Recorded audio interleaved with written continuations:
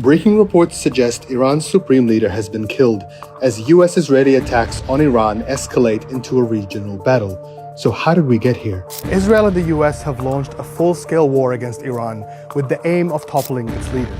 Tehran has responded forcefully, with strikes on Israel and neighboring Gulf countries, saying it will retaliate with no red lines. Let me take you through what's happened so far. At 9:30 a.m., a joint aerial attack by the United States and Israel hit several cities across Iran, targeting government and military buildings.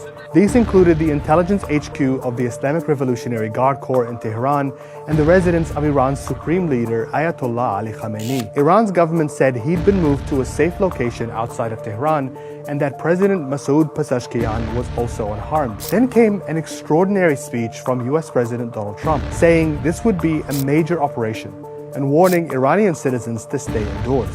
To the members of the Islamic Revolutionary Guard, the armed forces, and all of the police, I say tonight that you must lay down your weapons and have complete immunity, or in the alternative, face certain death. To the great proud people of Iran, I say tonight that the hour of your freedom is at hand. Shortly after, Israeli Prime Minister Benjamin Netanyahu issued a statement urging Iran's military to surrender and for citizens to take control.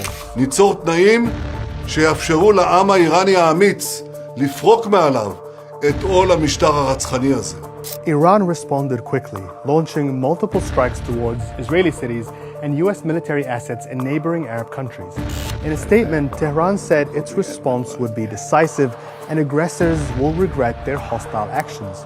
It began by targeting Haifa and Tel Aviv, with some missiles being intercepted above Jordan. It launched missiles at the naval support base in the heart of Bahrain's Manama, where the US 5th Fleet is based, alongside 9,000 Marines. The Bahraini government called the attack treacherous. It also launched multiple missiles at the Al Udeid Air Base in Qatar, which hosts the US Central Command and about 10,000 troops. The attacks were intercepted by air defenses, though there are reports of missile fragments landing in residential areas. Another attack was launched at Al Dhafra Air Base in Abu Dhabi and the Al Salim Air Base in Kuwait, as well as Prince Sultan Air Base in Riyadh, where the US has key regional air defenses. Israeli airstrikes have continued throughout the day and have also targeted southern Lebanon and Iraq, as Kataib Hezbollah, an Iraqi paramilitary group, warned it would begin targeting US bases. The death toll so far is unclear, but we do know about one incident, an elementary school for girls in the city of Nineveh, hit by Israeli airstrikes. According to officials, more than 60 have been killed.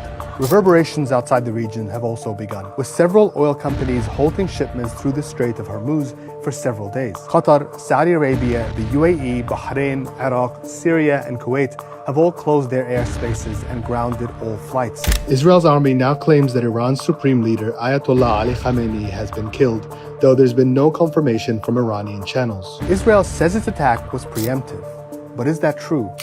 On Thursday, the US and Iran held the latest rounds of nuclear peace talks, and both sides indicated progress was made. Iran's government said it was willing to curb its nuclear enrichment in a bid to avoid war, to avoid this. But this is exactly what happened in June 2025, when Israel and then the US attacked Iran in the midst of talks. Back then, Iran's government chose to de-escalate. This time, it's fighting for its survival. Stay with us here on Al Jazeera as we continue to update you on this escalating war.